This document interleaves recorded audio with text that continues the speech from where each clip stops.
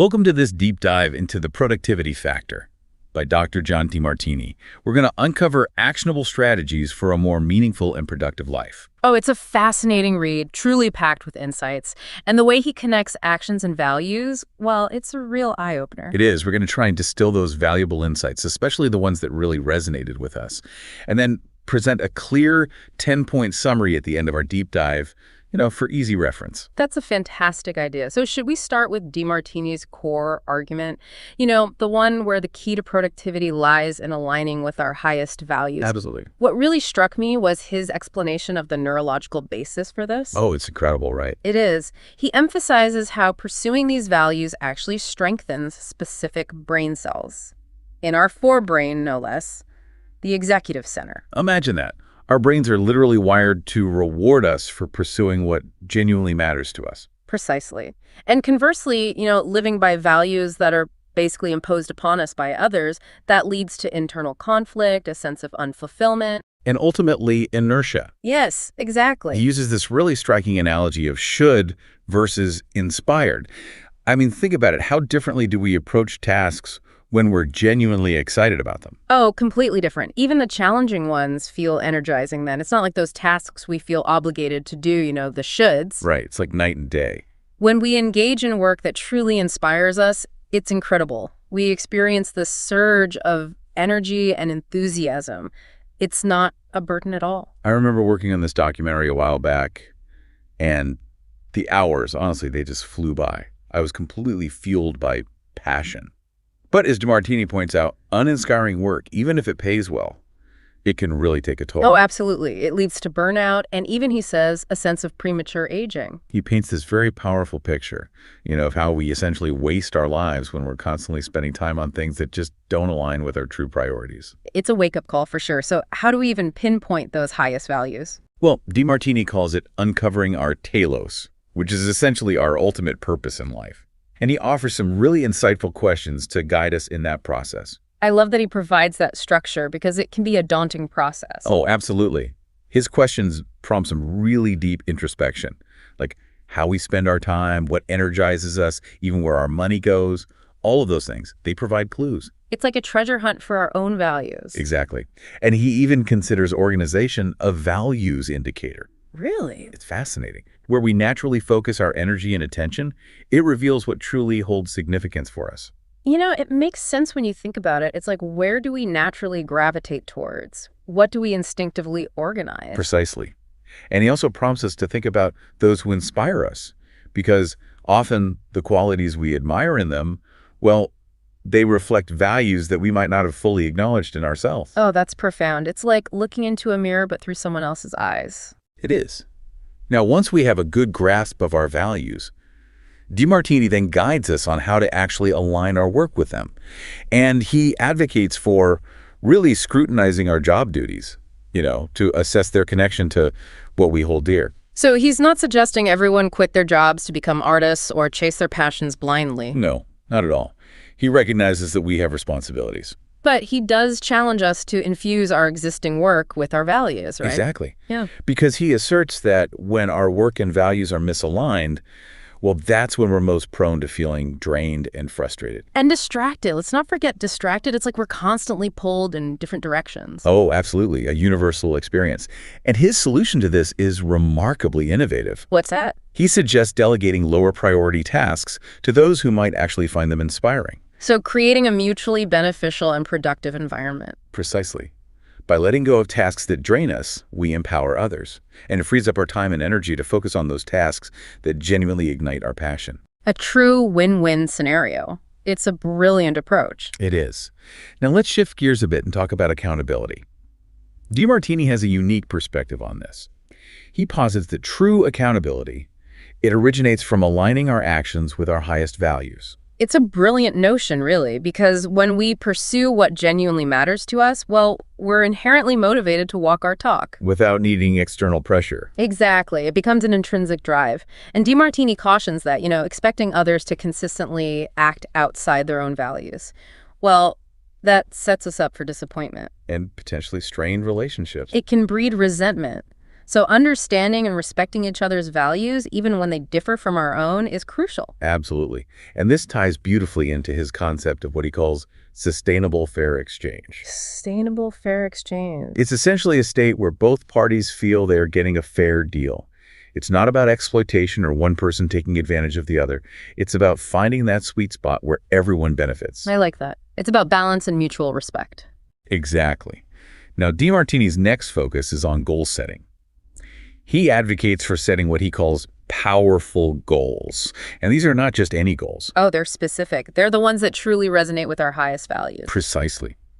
And they evoke a strong emotional response. He actually says something that brings a tear to your eye when you contemplate it. It's about tapping into our core being, not just chasing fleeting desires. It's about aligning our aspirations with what truly matters. Absolutely. He stresses the importance of making those goals specific, measurable, breaking them down into actionable steps, essentially providing a clear roadmap. So it's not just about dreaming big, it's about strategically planning and anticipating those potential obstacles that we might encounter. Right. And now Demartini takes us into the realm of leadership.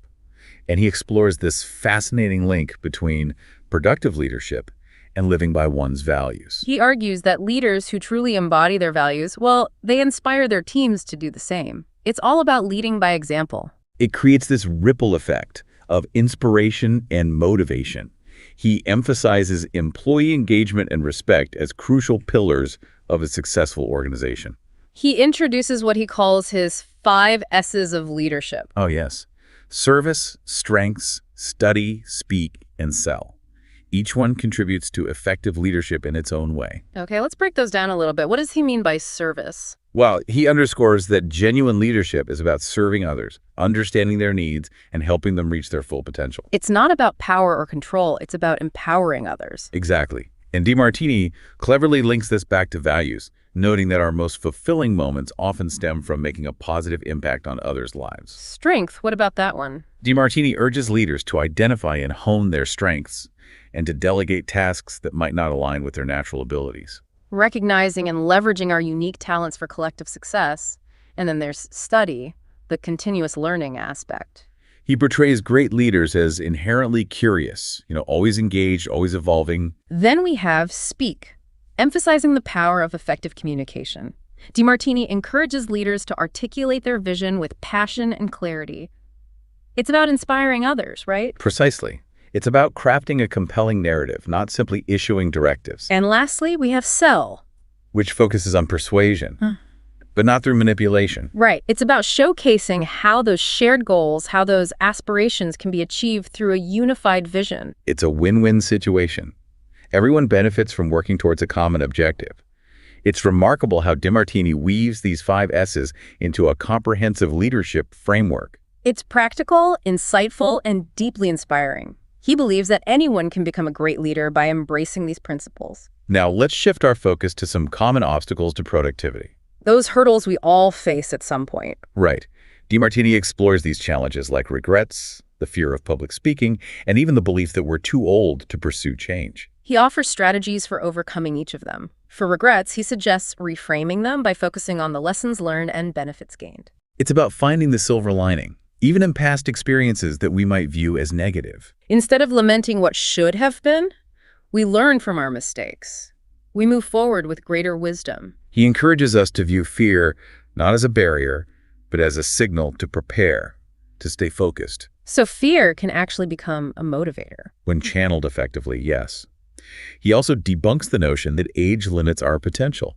He shares inspiring examples of individuals achieving remarkable feats later in life. It's a powerful reminder that our potential is boundless, regardless of our age. Then Demartini introduces this really captivating concept called the void. The void, what's that all about? He suggests that identifying our deepest voids, the things we feel are missing in our lives, can actually reveal our most powerful drivers and motivations. It's like those feelings of emptiness can guide us toward our greatest potential. Precisely. He shares compelling stories of individuals who achieved phenomenal success by striving to fill a personal void. Can you give us an example? He talks about the CEO who, having grown up in poverty, developed an acute awareness of the lack of resources for underprivileged children. And this fueled his drive to establish a thriving paper company, ensuring every child had access to essential school supplies. So his early experience of scarcity, his void, became the driving force behind his success. And it imbued his work with this deeper meaning and purpose. His focus wasn't solely on profit. It was about making a tangible difference. That's inspiring. It is. Demartini's next concept, the ripple effect, is equally captivating. Okay, I'm intrigued. Tell me more about this ripple effect. He emphasizes the profound impact our actions can have on others, even in ways we might not immediately perceive. It highlights the interconnectedness of our lives, doesn't it? It does. Every action we take, every word we utter, every choice we make, it creates a ripple that extends outward, influencing those around us, and potentially the world at large. Wow, it's humbling to think about our capacity to make a difference, whether big or small. It is. And Demartini implores us to embrace this responsibility. He urges us to be mindful of our impact and to contribute positively. So it transcends individual goals and aspirations. Absolutely. It's about acknowledging that we're part of something far greater than ourselves and understanding that our actions have consequences, both for ourselves and those around us. He even offers an exercise to help us cultivate awareness of our ripple effects. What kind of exercise? He suggests we reflect on our actions daily, weekly, monthly, and consider their potential impact on others. It's about expanding our perspective beyond our immediate sphere of influence. Looking beyond ourselves and really considering the consequences of our actions. Exactly.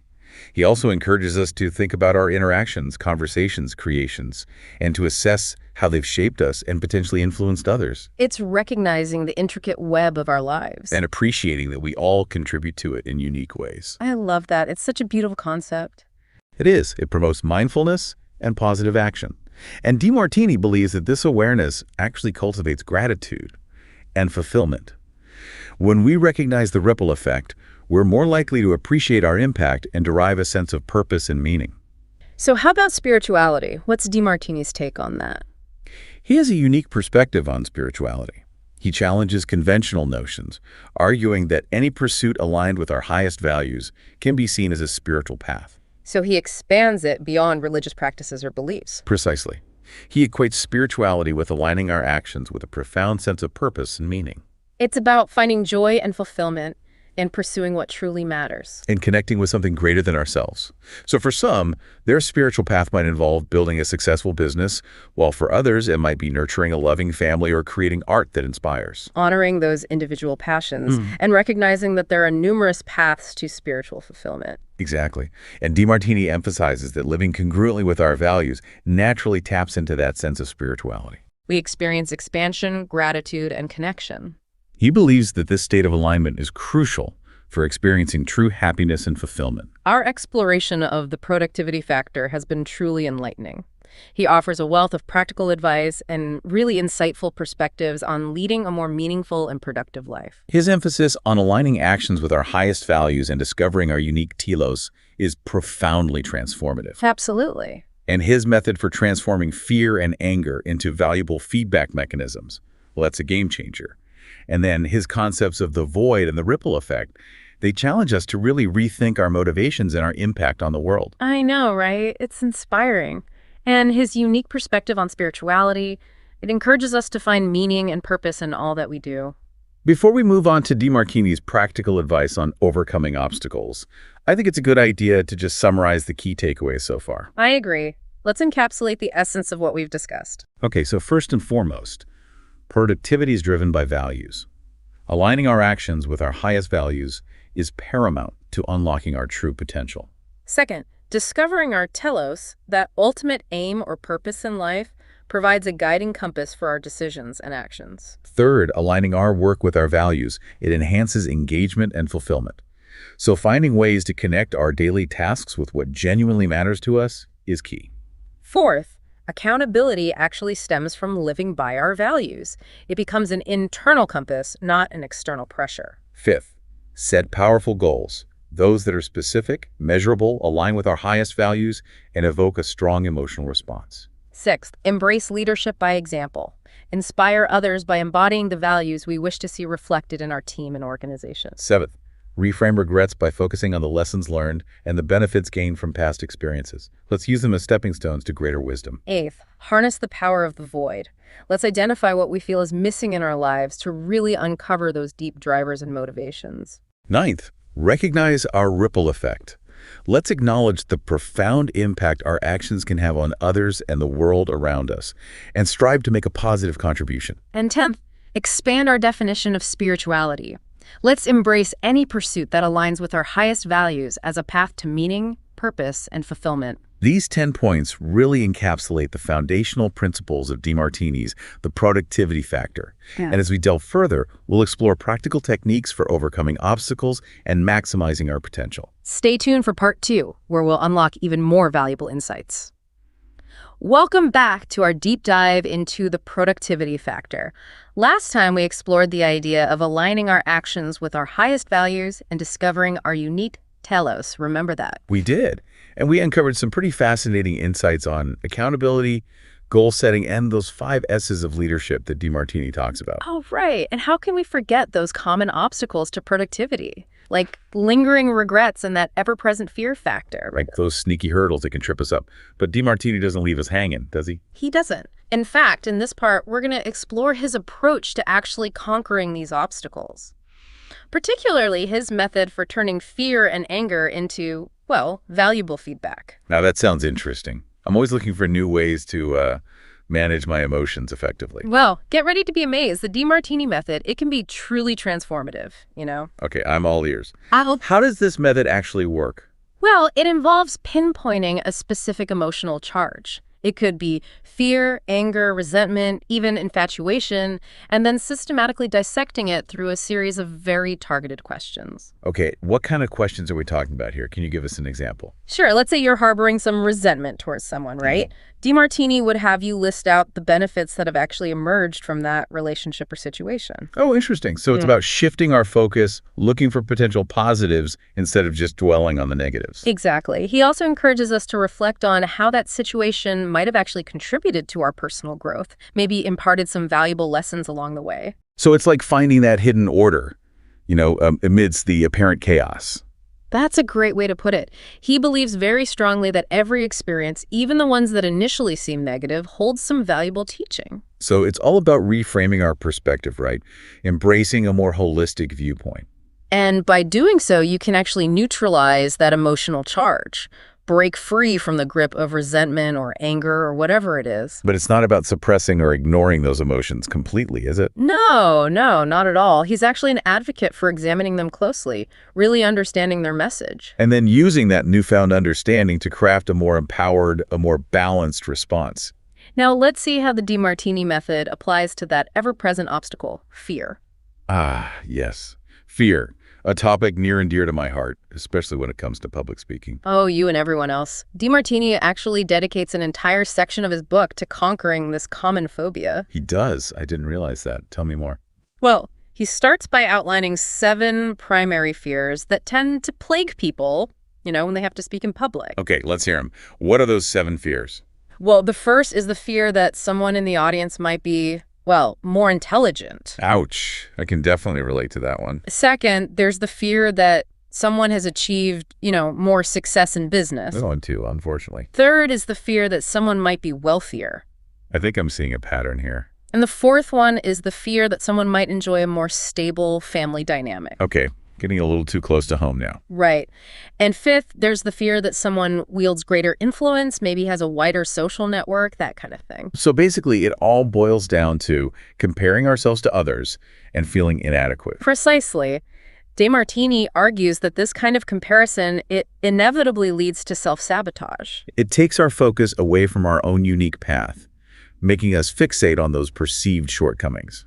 And he identifies 2 more fears, just to round out the list. Oh, there are more? Yep, the fear of someone being healthier or more physically attractive, and then the fear of someone being more spiritually evolved. So essentially, we fear judgment in virtually every aspect of life. And Demartini's point is that these fears, they come from an imbalanced perspective, where we magnify the perceived negatives without really acknowledging the positives. So how do we use the Demartini method to actually overcome these pretty ingrained fears? Well, he suggests that we first pinpoint the specific fear that's holding us back and then dissect it, through a series of questions designed to kind of neutralize its grip. Can you walk us through an example? Sure, let's take the fear of public speaking again. Let's say it stems from that worry that someone in the audience might be intellectually superior, right? Demartini would encourage you to actually think about the benefits of having such a person present. That's a good point. I suppose it could be a valuable opportunity to expand my knowledge. Exactly. He might also ask you to consider how this fear of appearing less intelligent might have actually served you in the past. Well, it probably pushed me to prepare more thoroughly, which is a positive outcome. Right. And he'd also challenge you to think about how your assumed lack of intelligence might actually benefit the audience. Maybe your perspective, as someone who's not an expert, could resonate more effectively with them. So it's about reframing the situation, highlighting the potential positives instead of dwelling on those perceived negatives. And by doing so, you can neutralize the fear and approach public speaking with a lot more confidence, a lot more composure. It's like acquiring this mental toolkit to dismantle those fears, brick by brick. He provides similar techniques for addressing each of the 7 primary fears. It's really a systematic process of challenging our assumptions and reframing our outlook. So it's not about denying that fear exists. It's about choosing a more empowered response. Now let's talk about anger. Demartini actually sees it as a valuable feedback mechanism. Really? That's pretty different from how we typically think about anger. It is a bit unconventional. But he argues that anger arises from unmet expectations, particularly those that are unrealistic. So it's not necessarily the situation itself that triggers the anger, but our interpretation of it. Right. And he proposes that when anger surfaces, well, it's a signal for us to examine those expectations and to see how they align with reality. It makes sense when you think about it. If we cling to expectations that are unlikely to materialize, we're setting ourselves up for disappointment and frustration. And that frustration often manifests as anger. He encourages us to ask, what's the hidden order in this situation? What can I learn from this experience? So even in those moments of anger, there's a potential silver lining, an opportunity for growth. And he suggests that by reframing our perspective, we can actually transform anger into a catalyst for learning and personal development. He has a knack for flipping those seemingly negative emotions into opportunities for self-improvement. It's about taking ownership of those emotions and, using them to create a more fulfilling and productive life. The Demartini method really resonates with me. It's about taking control, instead of letting those thoughts and perceptions control us. And that really is Demartini's core message. We have the power to choose how we respond to any situation. And by aligning those choices with our highest values, well, we can unlock our true potential and cultivate a life of meaning and productivity. Beautifully said. We've learned so much from exploring these insights on fear, anger, and this transformative Demartini method. But our journey's not over yet. We'll be back for part 3, where we uncover those fascinating concepts of the void and the ripple effect. And we'll dive into his unique perspective on spirituality and, the power of aligning our lives with those deepest values. Stay tuned for the final chapter of our exploration into the productivity factor. Welcome back to the final part of our deep dive into the productivity factor. We've covered a lot of ground, haven't we? From aligning actions with values, discovering our telos, to even tackling those tricky obstacles like fear and anger. We have. But there's still more to uncover. Today we're diving into 2 captivating concepts that Demartini highlights: the void and the ripple effect. Let's start with the void. Yeah. What exactly is Demartini getting at with this idea? Well, he suggests that identifying our deepest voids, those things we feel are missing in our life, those gaps, they can actually reveal our most powerful drivers, the things that really motivate us. It's not about ignoring those feelings of emptiness, those voids. It's about understanding them. Exactly. He encourages us to embrace those voids, to explore them, and to try and decode the messages they hold. He even suggests that our voids, those feelings of emptiness, can act as signposts, They can guide us towards our greatest potential. He makes a compelling argument that many highly accomplished individuals actually achieved extraordinary things by striving to fill a personal void. He does. Do you have a good example from the book? There's a story about this distinguished cell biologist who won a Nobel Prize for his research on the cell cycle. Fascinating story, really. Wow, a Nobel Prize winner. What was his void? Well, he grew up believing that the people raising him were his biological parents, only to discover later in life that The one he thought was his sister was actually his mother. Oh, wow. That must have been a huge shock, a life-altering revelation. It was. And Demartini suggests that this void, this lack of awareness about his true origins, might have actually fueled his passion, his drive to unravel those mysteries of life at a cellular level. It's like he was driven to unlock those secrets of creation because of the void in his own origin story. That's a beautiful way to put it. And Demartini shares other compelling examples, like Sir Isaac Newton, who grew up without a father and devoted his life to understanding the laws of the universe. So these personal voids, those feelings of lacking something, they can actually shape our passions, our pursuits. And Demartini encourages us to really look inward, to explore our own voids, to understand what truly motivates us at our core. To see those voids not as weaknesses, but as something that can drive us. Exactly. He suggests asking ourselves some tough questions. What do I feel is missing in my life? Or what are my deepest longings, my deepest fears? These are powerful questions for self-reflection. They are. They force us to confront, maybe even embrace those vulnerabilities. But Demartini also cautions against dwelling in those voids, right? Absolutely. He doesn't want us to get stuck there. It's about harnessing the energy of those voids, you know, using them as fuel to propel us towards our goals and aspirations. It's about transforming those perceived weaknesses into sources of strength and motivation. I love that. Now, what about this ripple effect? Well, the ripple effect highlights something really profound, the impact our actions have on others. And not just in ways that are immediately obvious. It speaks to that interconnectedness we were talking about earlier, right? How our lives are all intertwined. It does. Demartini emphasizes that every action we take, every word, every choice, it creates this ripple that extends outward. You know, it influences those around us, and maybe even the world as a whole. It's a pretty powerful thought, isn't it? That we all have the capacity to make a difference. It is. And he urges us to embrace this responsibility, to be mindful of our impact, and to strive to make that impact a positive one. It's not just about our own individual goals anymore. It's bigger than that. Absolutely. It's about acknowledging that we're part of something much greater than ourselves. And Demartini offers an exercise for cultivating awareness of those ripple effects. Tell me about that. What does he suggest we do? He suggests that we pause and really think about our actions daily, weekly, even monthly, and consider how they might be affecting others. It's about broadening our perspective beyond our immediate circle, beyond what's right in front of us. Expanding our awareness. Yes. And he also encourages us to reflect on those interactions, our conversations, even the things we create, and to ask ourselves how they have shaped us and how they might have influenced others. We start to see those connections, that web that links us all together. It's pretty amazing, really. It's inspiring. And it promotes mindfulness and positive action. And Demartini believes that this awareness, this recognition of our ripple effect, actually leads to greater gratitude and deeper fulfillment. Because we can see that we are making a difference, even in small ways. Exactly. Now, let's shift gears and explore Demartini's take on spirituality. Spirituality. A topic with so many interpretations. It is. Demartini offers a pretty unique perspective on it.